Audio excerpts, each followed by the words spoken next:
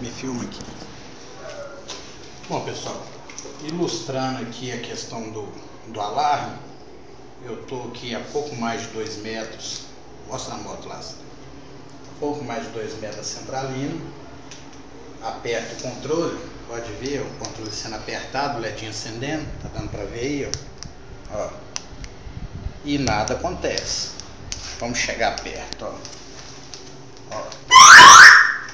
Coisa de 1 metro, colocando ela para fora, olha lá, e ainda assim não funciona todas as vezes, ó,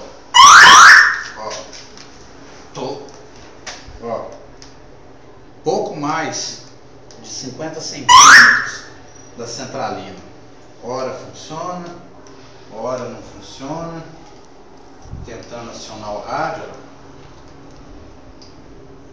não funciona, nem 1 metro de distância. Quando eu coloco isso tudo e ponho a carenagem, eu tenho que literalmente encostar. Tá vendo? Ó, entrou o rádio. Ó. Tá vendo?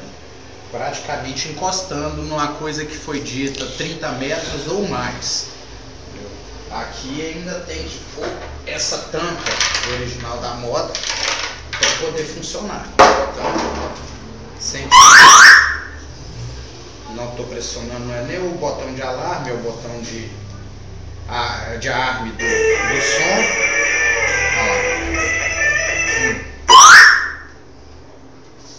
Se eu colocar pertinho, ele aciona sempre. Se eu afastar da moto, pouco mais de 2 metros, olha lá, não funciona. Vendo? E é isso aí que eu quero saber, o que eu faço para poder resolver. Se troca o controle, se troca uma central, entendeu? O que me sugere? Porque não tem frequência.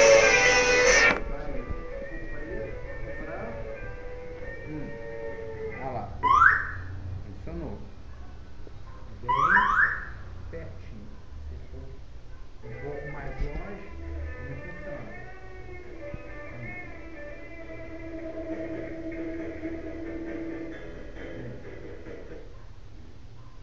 Concertos em geral.